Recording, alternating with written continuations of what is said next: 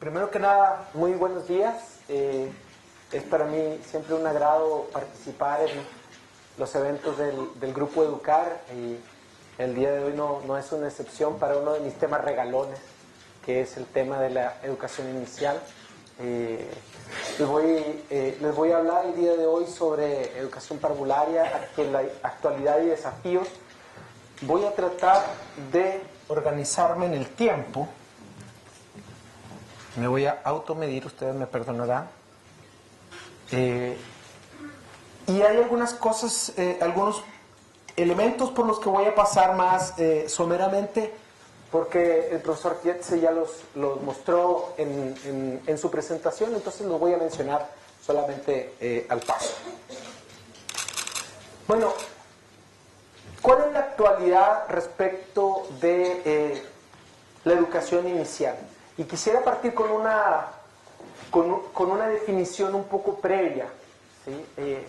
En general, quienes hablamos de educación inicial, muchas veces hablamos de educación y cuidados de la primera infancia, que es más allá de solamente educación, porque incluye cuidado infantil, que incorporan a veces un componente de estimulación o de educación, pero no generalmente, ¿sí? O más bien, no siempre. A veces son servicios de cuidado propiamente tal. Y esta definición abarca al desarrollo integral de la primera infancia, y cuando hablamos de desarrollo integral hablamos de los distintos ámbitos de desarrollo físico, social, emocional, cognitivo. Incluye a todos los niños menores de 6 años, programas formales y no formales, presenciales o no presenciales, y programas en donde hayan personas capacitadas a cargo de desarrollarlos, o bien sea a través de capacitaciones de padres. Esto es muy importante porque nosotros solemos asociar la educación y cuidados de la primera infancia con el jardín infantil, y no siempre es así. De hecho, la evidencia que tenemos a nivel internacional respecto de los positivos efectos que tiene la educación inicial de calidad sobre los niños en el corto y en el largo plazo proviene principalmente de estudios que se han hecho en el rango etario de 3 a 5 años. La evidencia que tenemos respecto de la educación y cuidados de primera infancia entre 0 y 2 años no es tan sólida como la anterior, y ahí hay un debate respecto de cuál sería la mejor forma en los primeros años de cuidar a los niños, si es a través de un servicio en una institución, o bien sería mejor que permanecieran un mayor tiempo con sus padres o en un ambiente familiar. Dicho esto, también debemos de reconocer, y por eso es importante esta introducción, que los servicios de educación y cuidado de la primera infancia cumplen una doble función. La función que a nosotros más nos gusta resaltar, por el sesgo que tiene uno al trabajar en educación, pues es la función de desarrollo de los niños, la función de apoyo para el futuro. Sin embargo, no debemos olvidarnos que en el caso particular de Chile, cerca del 40% de los hogares son monoparentales, y la gran mayoría de ellos dirigidos por una mujer. Por lo tanto, las políticas de acceso a la educación inicial no solamente son de educación, sino también son de cuidados a la primera infancia, para que estas madres puedan integrarse en el mercado laboral y traer el sostén a la casa. No me voy a detener mucho en el estado de la investigación internacional, sino más bien en la gran promesa que encierra la educación inicial de calidad, que es igualar las oportunidades de los individuos de la forma más eficiente. Los resultados de los programas Perry, Abecedarian, etcétera, etcétera, nos han mostrado que en el largo plazo el asistir a educación parvularia o inicial de calidad hace una gran diferencia con no asistir. Pero quiero enfatizar de calidad. ¿Sí? Esto es muy, muy importante. Y hace una gran diferencia, el profesor Tiet se lo mostró, en indicadores que nos importan mucho. Lo que han mostrado algunos estudios es que los efectos de una educación inicial de calidad se pierden en los exámenes estandarizados en la educación escolar. Bueno, eso no importa tanto, siempre y cuando tenga los efectos que ya se mostró, que es mejor inserción social, menor índice de delincuencia, mejor inserción laboral, etcétera, etcétera. Ahora, ¿por qué tiene esa gran promesa de igualar las oportunidades la educación inicial? Bueno, porque tenemos muchos hallazgos de las neurociencias, no voy a repetir esos argumentos que tienen que ver con la explosión del crecimiento de las redes neuronales durante las primeras etapas de vida. También es muy importante el impacto de estos programas de calidad y, por otro lado, lo que ya mencionó el profesor Pierce también, el análisis costo-beneficio. Es decir, es muy eficiente invertir en edad temprana en programas de calidad, porque en el fondo una gran inversión, una buena inversión bien enfocada nos ahorra muchos recursos en la vida de las personas.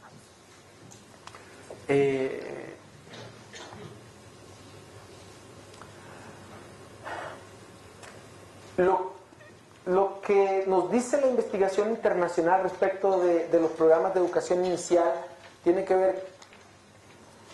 Los primeros estudios se enfocaron mucho en el desarrollo cognitivo, las habilidades cognitivas.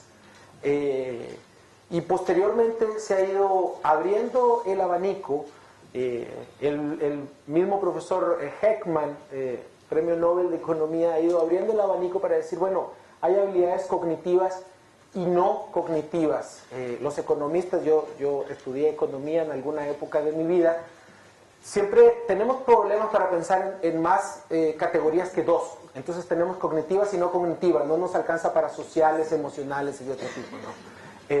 Entonces estas no cognitivas, comúnmente llamadas como blandas, se ha descubierto que son tanto más importantes que las propias habilidades cognitivas para el desarrollo en la vida futura, en la vida adulta. ¿Sí? Ahora, también es cierto que a mayor intensidad y calidad son mayores los efectos de la educación inicial. Y aquí, si se fijan, añadimos intensidad a la calidad. Vamos a ver más tarde qué es lo que encuentran algunos estudios a nivel internacional, pero lo cierto es que la intensidad, es decir, las interacciones de calidad diarias en un jardín infantil, en una sala de preescolar, alcanzan a ser, las estimaciones que nosotros hemos hecho en distintos estudios, alrededor de 12 minutos de la jornada escolar. Pre-kinder y kinder. ¿Cuánto dura la jornada? ¿4 horas y media o 5? ¿Sí? Más o menos. Pre-kinder y kinder, 4 o 5 horas. 12 minutos en las salas buenas. 9 minutos en las salas no tan buenas. Como comprenderán, la calidad es muy importante, pero la intensidad, la duración de esa interacción de calidad también es clave. Y tiene que ver con, como se mencionó anteriormente, con aprovechar todas las instancias de rutina que tienen que ocurrir durante la jornada de preescolar con un propósito educativo. No me voy a detener en esto, ya hablé del análisis costo-beneficio. Voy a hablar un par de temas respecto de los avances que hemos tenido en Chile en términos de educación inicial o parvularia. Tenemos una nueva institucionalidad, ya se mencionó, una subsecretaría de educación parvularia y una intendencia de educación parvularia que se va a encargar de regular la operación y vigilar la operación de los jardines. Tenemos carrera docente también, en términos de la carrera docente que se promulgó hace pocas semanas atrás. El 60% de las educadoras ingresa a la carrera docente con el resto de los profesores de educación básica y media en los mismos tiempos. Es prácticamente de inmediato, porque el 60% de ellas están en los niveles pre-kinder y kinder, que aquí nos gusta decir nivel de transición 1 y nivel de transición 2, que están adosados, por decirlo de alguna manera, ya a las escuelas básicas, ¿sí? Entonces la gran mayoría de las educadoras va a entrar con los profesores de básica a la carrera docente. Sin embargo, hay un 40% de ellas que está en jardines infantiles y van a ingresar en 2025, ¿sí? Es una mala noticia para mi gusto, dentro de la buena noticia que es que ingresen, ¿sí? Porque durante la discusión del proyecto se debatió si debían incluirse o no las educadoras de párvulos, y finalmente, afortunadamente, fueron incluidas.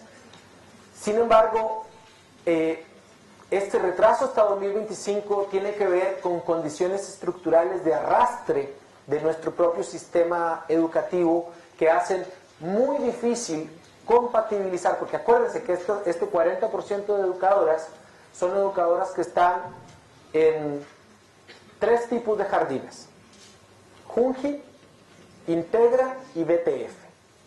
Aquí tenemos una propuesta de Pia Brito, Hiro Yoshikawa y Kim Boller, quienes son importantes figuras reconocidas en el campo de la educación inicial, en donde básicamente hablan de dimensiones transversales de calidad para llegar al objetivo último, que es el bienestar infantil, ¿sí? Y como pueden ver aquí, esto tiene que ver con políticas de cuidados de la primera infancia, educación y cuidados de la primera infancia, no solamente educación. Y vamos a ver estas dimensiones que van desde valores y principios sociales hasta interacciones y comunicaciones. Lo que les voy a mostrar va a ser, por decirlo de alguna manera, una especie de cóctel, ¿sí? Probaditas, unas entraditas de cada una de estas cosas y cómo estamos nosotros en Chile. Y me voy a enfocar mucho más en educación que en cuidados de la primera infancia, en educación parvularia. Bueno, uno de los temas que se ha debatido últimamente tiene que ver con la asistencia o la creación de salas cunas y jardines infantiles. Existe un debate respecto de si vamos a construir tantas salas cunas y jardines como para que no hayan niños suficientes para llenarlas.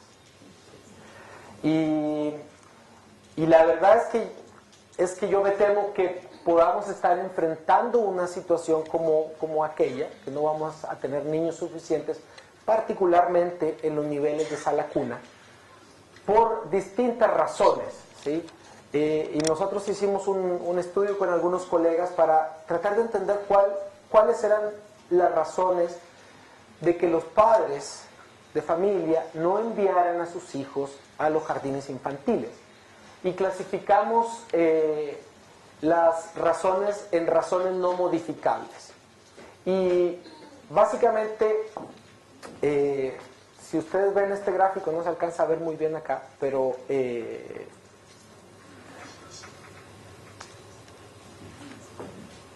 este es el porcentaje de la población que no participa en educación parvularia por razones que nosotros calificamos como no modificables.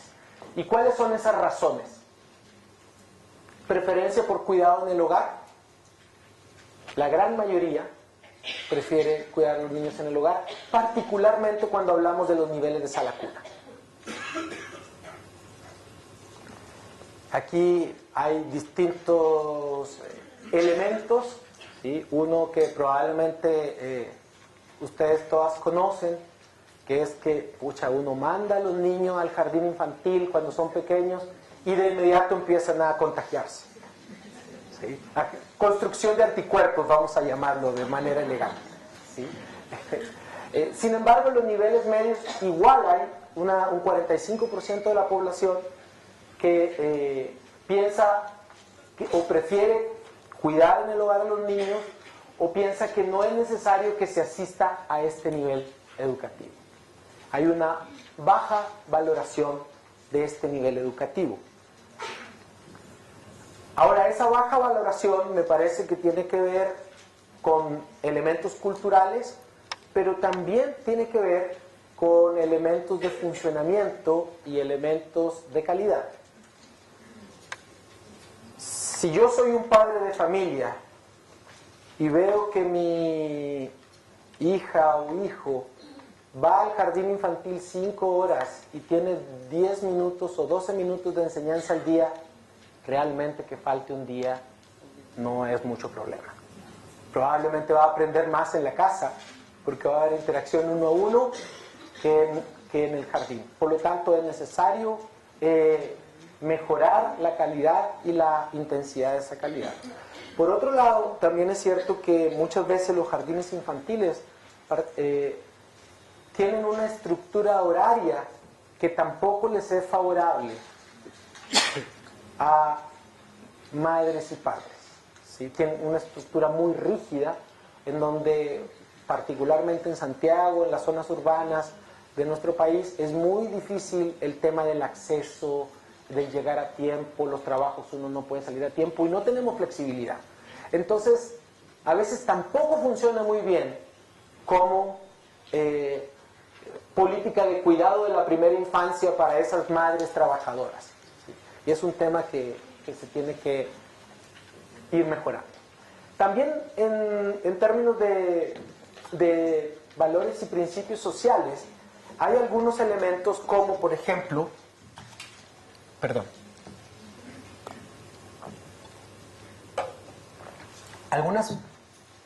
algunas tensiones entre educación parvularia o preescolar. ¿Sí? No, es que nosotros no somos preescolares. Yo tuve que aprender eso porque yo vengo de México y en México le llamamos preescolar y aquí, no, preescolar es como estás satanizando a la educación parvularia. ¿Sí?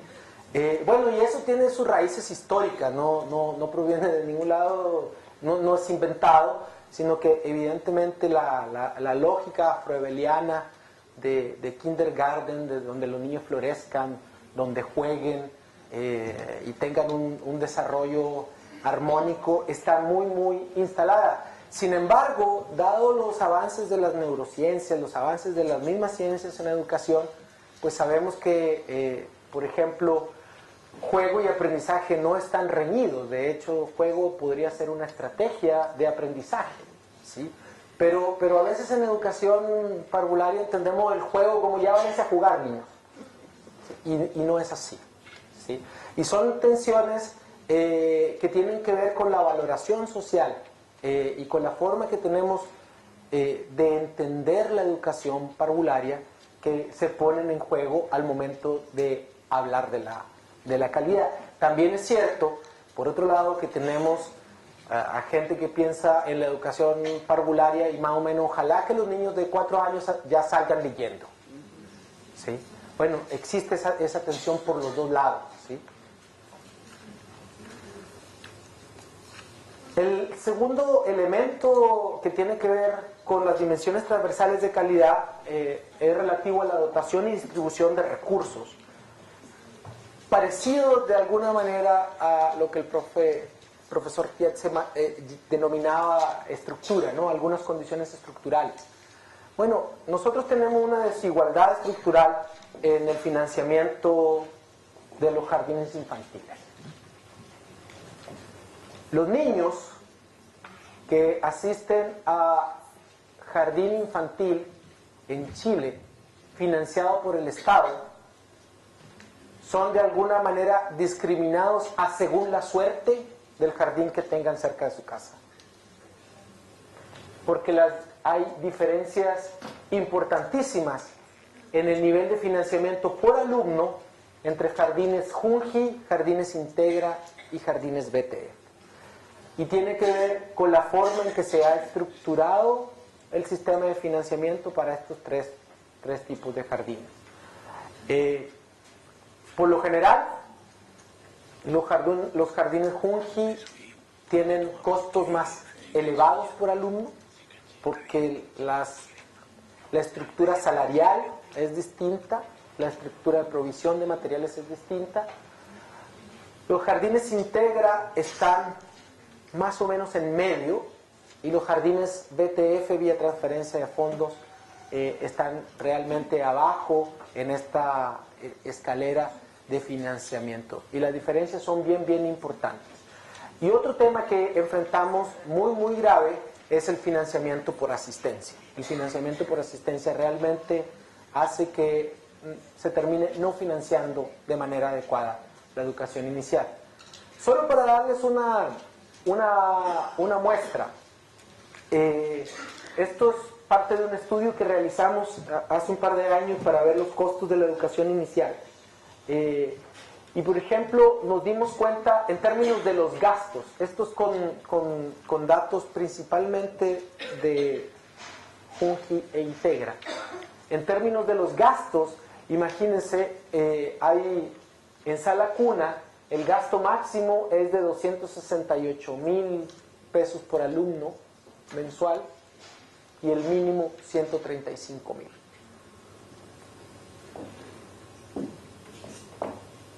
¿Debe haber variaciones en el gasto máximo? Sí, porque probablemente tener educadoras en las regiones mineras cuando el cobre está en un precio alto, pues es más caro, ¿sí? Tener jardines infantiles que sirvan a los niños en zonas geográficamente aisladas, sabemos que es más caro. Pero no hay ninguna racionalidad muy clara detrás de estas diferencias, ¿sí? Y fíjense lo que ocurre en niveles medios, ¿sí? El gasto máximo también es alrededor de 268,000 y el mínimo de 70,000. Esto es más o menos lo que tendría un BTF, ¿sí? Un BTF con pocos alumnos, etcétera. Y estas son políticas que hace el Estado de Chile para los niños. No podemos hacer discriminación por el tipo de oferta, porque se supone que toda esta oferta debería ofrecer servicios de la misma calidad, porque todos los niños son ciudadanos y todos los niños tienen derecho a recibir educación de calidad.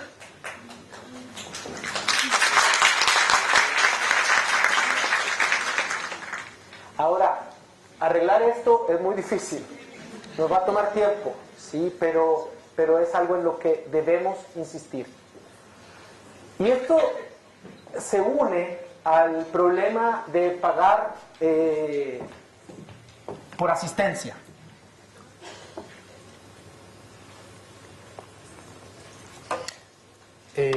Aquí estos son datos del 2013, sí, del año 2013. ¿Cómo se comportó la asistencia en el año 2013? Y tenemos Junji Administración Directa, Junji Alternativo, Junji BTF y nivel de transición 1 y 2 de minero. ¿Sí? Y si se fijan, tenemos un patrón bien importante, ¿sí? Hay caídas en febrero, y fíjense que febrero, yo me llegué a enterar haciendo este estudio que a los jardines les toman la asistencia de los niños en febrero, en vacaciones, y se los promedian para pagar el financiamiento. Es una vergüenza, ¿sí? Realmente no debería ser así. Y por otro lado, en el mes de julio hay una importante caída también en la asistencia, ¿sí? Pero lo más importante es que la asistencia promedio nacional es de 72%. ¿Esto qué quiere decir? Y ahora me voy a poner del lado de los economistas. que para el ministro de Hacienda programa 100% de gasto. Vamos a tener tantos miles de niños en educación parvularia y eso va a implicar que vamos a gastar 100. Pero al final nos ahorramos 28.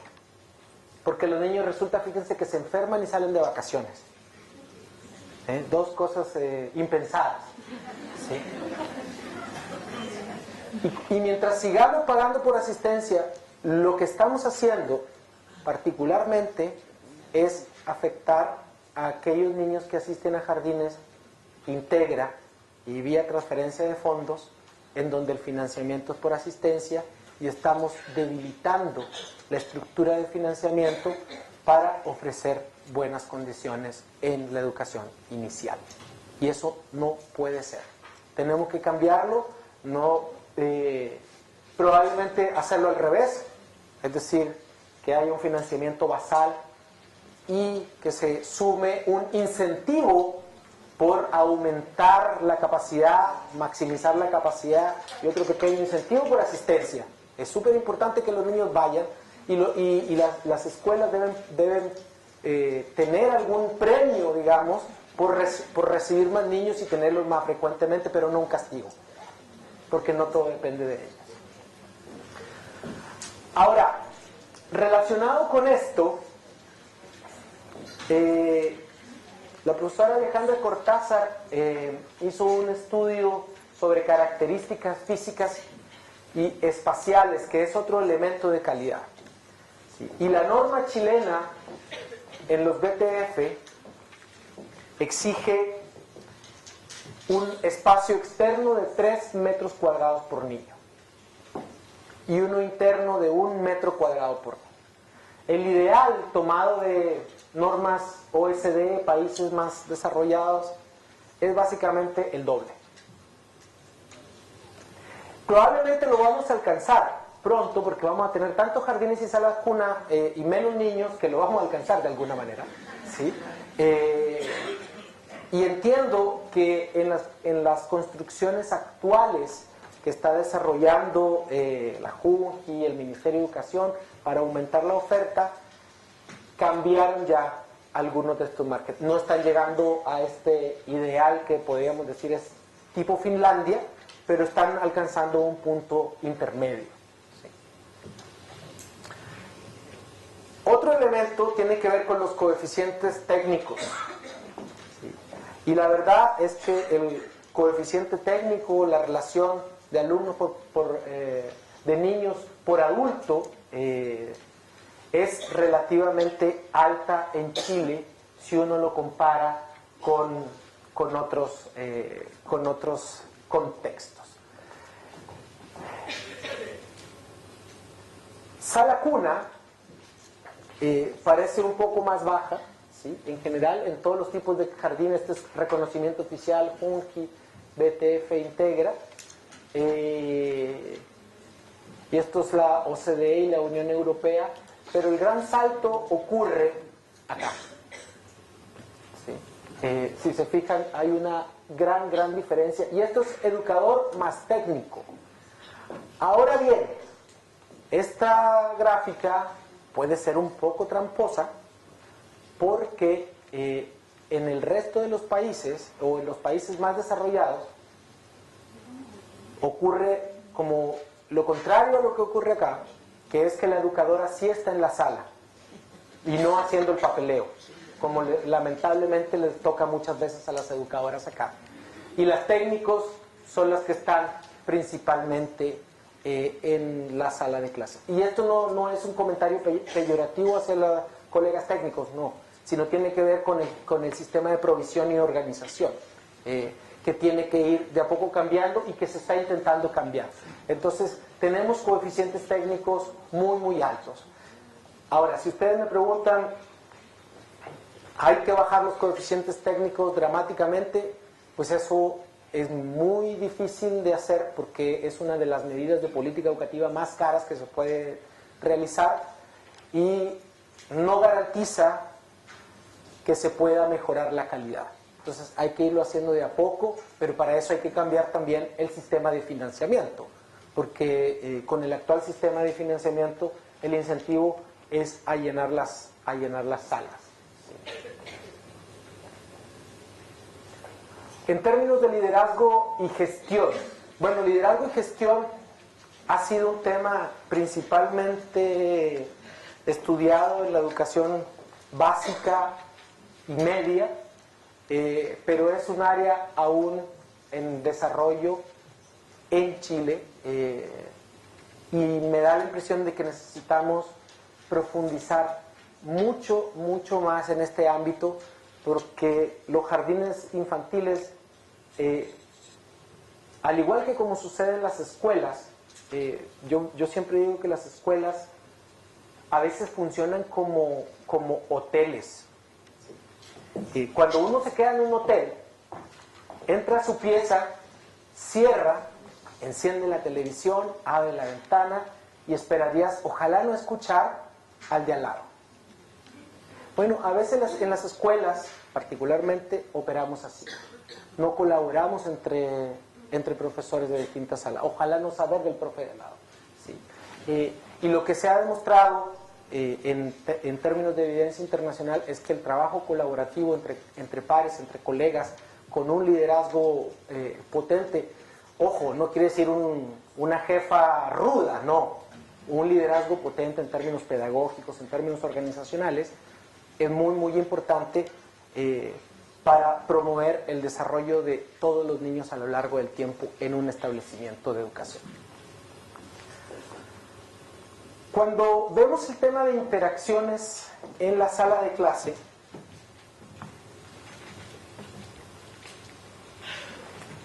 aquí nosotros hemos desarrollado estudios con un instrumento que se llama CLAS y que tiene 3 dominios generales. Un dominio de apoyo emocional, que habla de clima positivo, clima negativo, sensibilidad de la educadora para atender las demandas y los intereses de los niños y la consideración de la perspectiva de los niños al momento de establecer interacciones en el aula. La otra es organización del aula, que tiene que ver con manejo de la conducta. Y aquí siempre me gusta contar una anécdota. Cuando vamos a hacer estos estudios, son estudios que se hacen video, ¿sí?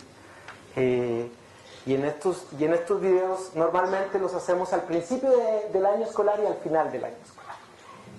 Y es bien entretenido ver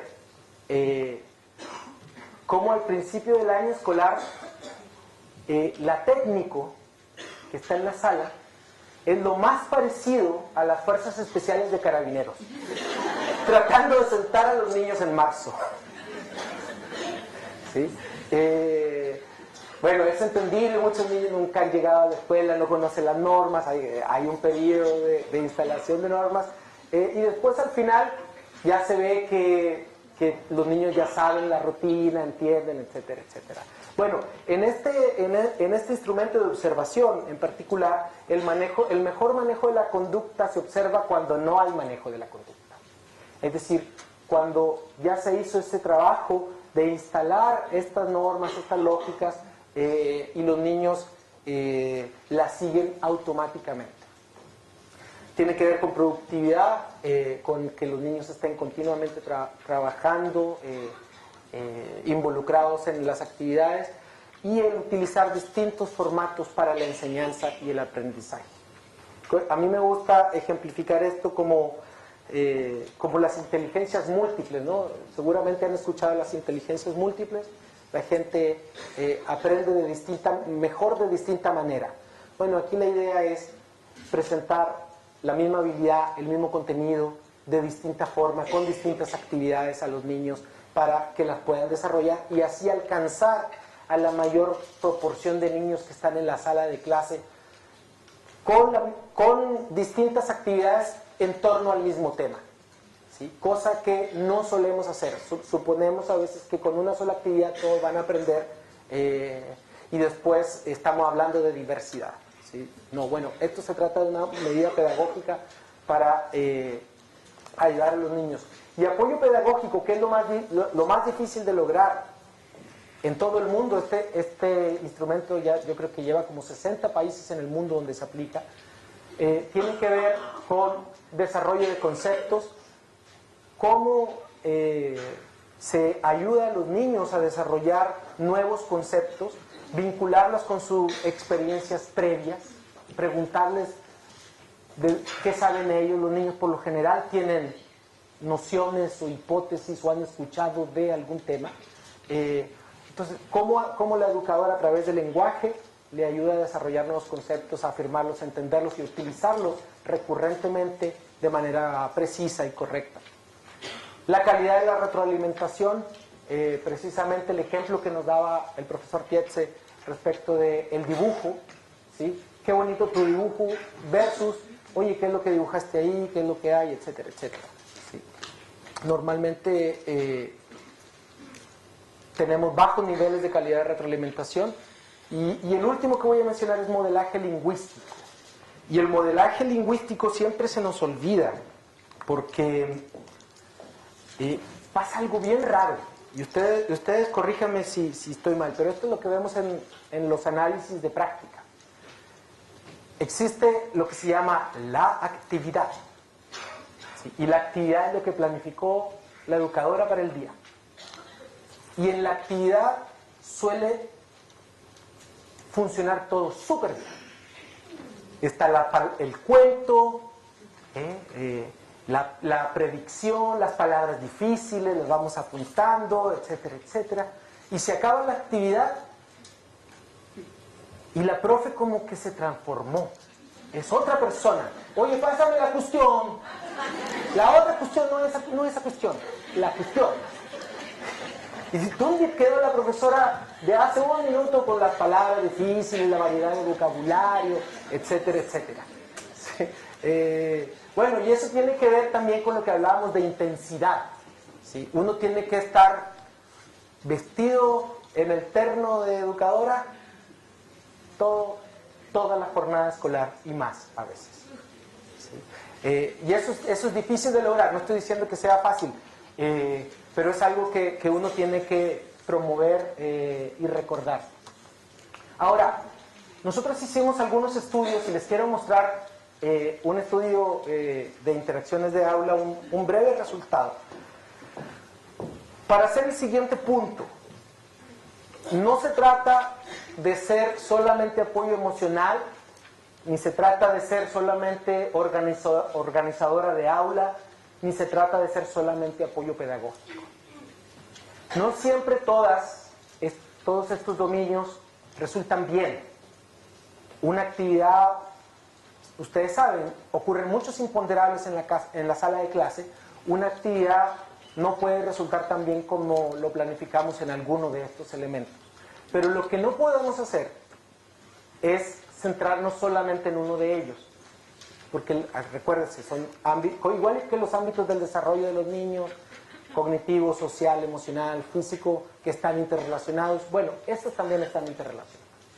Ahora, ¿qué es lo que encontramos nosotros cuando hicimos este estudio? En primer lugar, bueno, por alguna razón quienes hacemos estudios, siempre el cero es como el promedio, ¿sí? Entonces, lo que está encima del cero está por encima del promedio, debajo del cero, por debajo del promedio. Y encontramos ahí un grupo, clúster es la forma de llamarlo, un grupo, el de verde arriba, que son las profes top. ¿Sí? Tienen buen apoyo emocional, apoyo pedagógico sobresaliente y organización de la clase por encima del promedio. Y después tenemos otro grupo, que es este azul, que se parece al de arriba, pero que le falta pegarse un salto en términos de la calidad de las interacciones. Se fijan, tienen buen apoyo pedagógico por encima del promedio, pero su apoyo emocional o su organización de la clase están por debajo del promedio. Después tenemos las moradito. Estas son las colegas amorosas. ¡Ay, qué bueno! Sí, buena onda. ¡Oh, lo hiciste fantástico! pero no utilizan mucho el tiempo ni les dan mucha retroalimentación a los niños, ¿sí? Y después tenemos lo que yo caricaturizo como la profe Matea, la rojita, súper organizada su clase, bien organizada, bien productiva, pero en apoyo emocional, por debajo del promedio, no pescan a los niños porque están súper concentrados en hacer bien su clase, ¿sí? Y apoyo pedagógico bien, más o menos bien, se fijan, están en el promedio porque le pusieron empeño en la planificación y pensaron cómo hacerlo, pero no consideran mucho a los niños, ¿sí? Ahora, esto es una caricatura que les estoy presentando con propósitos expositivos, pero la idea es que uno en la sala combine estos tres elementos y por lo regular hay pasajes del periodo de la clase donde va a haber algún elemento más elevado que otro. Está bien, ¿sí? Está bien, pero hay que conocerlos, hay que entenderlos y hay que saber cómo se pueden mejorar, ¿sí? Entonces aquí tenemos un gran desafío. Lo que nosotros hemos encontrado es que las educadoras, y esto es particularmente en estudios de prekinder y kinder, las educadoras le ponen mucho empeño, aprenden rápido, tienen muchas ganas de aprender y mejoran sustancialmente sus interacciones.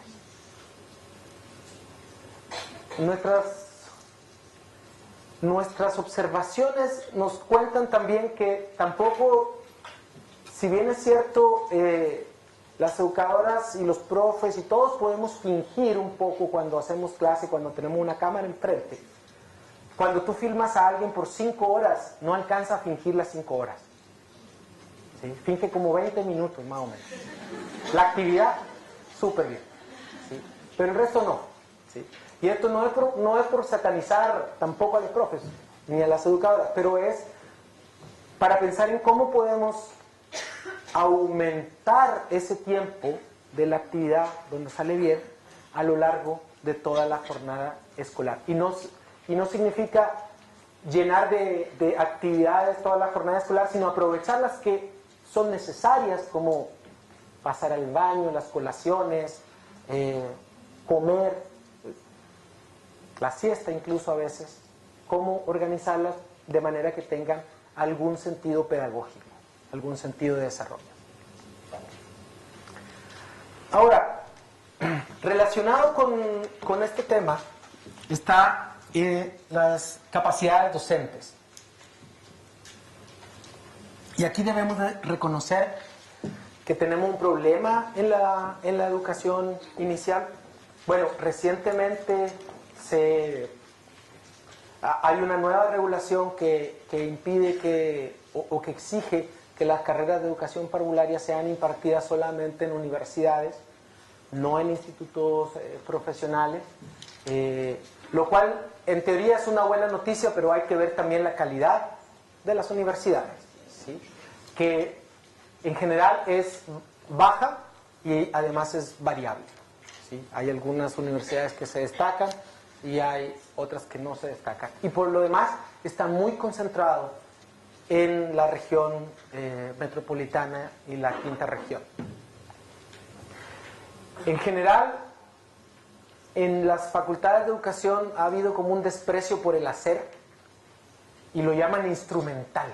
Yo todavía no alcanzo a entender cómo, no es que eso es instrumental. Bueno, nosotros estamos en una profesión que es de hacer, de aplicar conocimiento y es muy importante desarrollarlos. Hay un desacoplamiento entre el discurso y la capacidad de poner ese discurso en práctica. ¿Por qué? Porque la formación no les ofrece eso a los estudiantes y educadoras y técnicos enfrentan grandes desafíos para desarrollar actividades en la sala de clase, particularmente cuando están recién egresados. La formación continua es escasa, también hay alta variabilidad en la calidad. Y pasa algo súper curioso, que los mismos que enseñan en la carrera, que no les resulta muy bien, también enseñan en la formación continua, ¿sí? Y es muy teórica y con pocas oportunidades de práctica. ¿Esto está cambiando? Sí, pero ese enfoque tiene. Ahora, cuando uno piensa en desarrollar capacidades docentes, bueno, en la práctica, con educadoras, con técnicos que ya están en servicio, hay como dos fórmulas generales que se han utilizado recientemente en los Estados Unidos. Uno es dar un currículo estructurado y básicamente decirle a la educadora: usted implementa este currículum, sabemos que es muy efectivo. O bien darles un currículum con acompañamiento. ¿Sí? ¿Y qué nos han mostrado los resultados? Bueno, el currículum estructurado tiene efectos bajos en el desarrollo de los niños, porque los docentes buscan seguir la pauta, pero hay escasa fidelidad en la implementación. Es decir, el docente como que interpreta el currículum, y es lógico que si es un profesional, las educadoras interpretan el currículum, pero al interpretar ese currículum se salen del programa, y eso suponen que es lo que está detrás de que no se encuentren efectos en los niños. Cuando se hacen intervenciones con acompañamiento, coaching, que le llamamos acá, lo que sucede es que hay impacto en los niños, incluyen un currículo estructurado, hay mayor fidelidad de la implementación porque hay retroalimentación, pero también la enseñanza son las actividades. Y esto estamos hablando del mundo, de Estados Unidos, de otros contextos. ¿Sí? La enseñanza son solamente las actividades, 15 o 20 minutos en esos casos, y las rutinas diarias no se aprovechan con propósitos educativos o de enseñanza.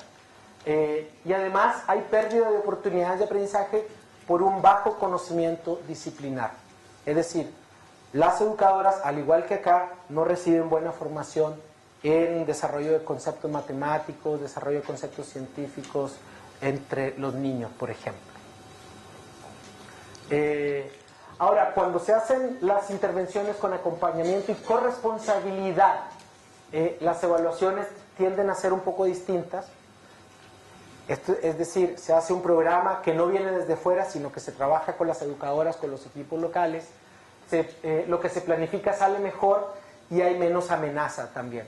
Al tener una participación, las educadoras tienen una mejor recepción, y no solamente eso, sino que intentan ajustes para mejorar el funcionamiento.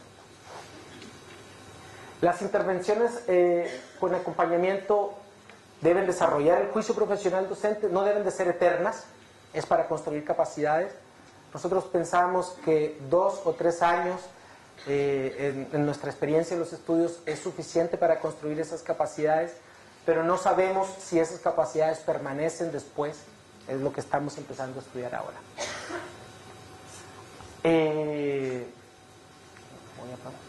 Ahora, simplemente para cerrar, bueno, tenemos avances importantes en cuanto a mejorar las condiciones estructurales y la institucionalidad de la educación parvularia.